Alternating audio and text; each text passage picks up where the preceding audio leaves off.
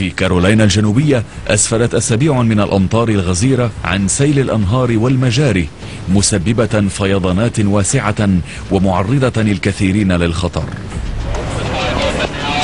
بمن فيهم هذا السائق غير المحظوظ وأولاده. قل له أن يستعد. عندما انزلقت سيارته في إحدى المناطق الداخلية بين الولايات وصولا إلى مجرى هذا النهر، اتخذ وابنتاه السطح ملاذا لهما. كانت الفتاتان قد حاولتا تأمين سلامتهما. كان المنقذون على وشك أن يحظوا بفرصة أخيرة لإنقاذ والدهما قبل أن يبتلعه النهر مع سيارته. واقتضت خطتهم بإخراج الرجل بينما كان يغرق. لن يكون الأمر سهلا. استعد لإمساك الحبل. بينما اقترب منه أكثر بدأ يمسك به فجأة بأقصى سرعته. أمسك بالحبل، أمسك بالحبل بإحكام، أمسك به بإحكام. اختفى تحت الجسر.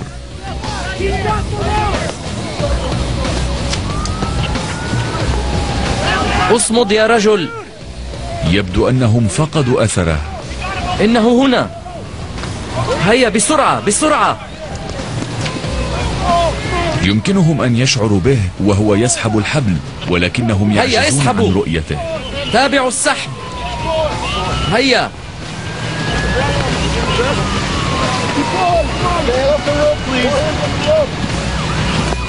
سنسحبك من المياه. تابعوا السحب. لا تفلت الحبل. تابعوا السحب. هيا تابعوا السحب. هيا هيا اصمد. كاد يصل. وقع في المياه. يا لها من لحظة مخيفة. التيار قوي جدا وقد مزق سروال الرجل، وبعد أن تمسك بالحبل طويلا انقطع الخيط. وقع في المياه. اصمد اصمد. لحسن الحظ تمكن من الإمساك بالحبل من الجهة الأخرى. هذه المرة قرر المنقذون أن يسحبوه عبر مجرى النهر، وقد حالفهم حظ أوفر.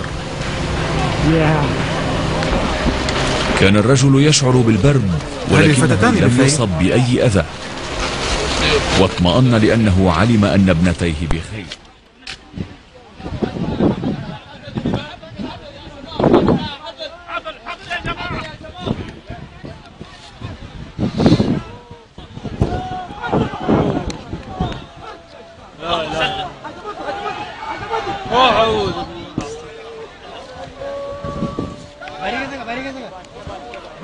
يلا سلم يلا.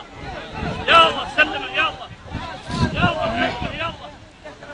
يلا سلم يلا. يلا سلم يلا. سيب التعمد يا رب يا رب. مريض ابغى فاني مريض ابغى.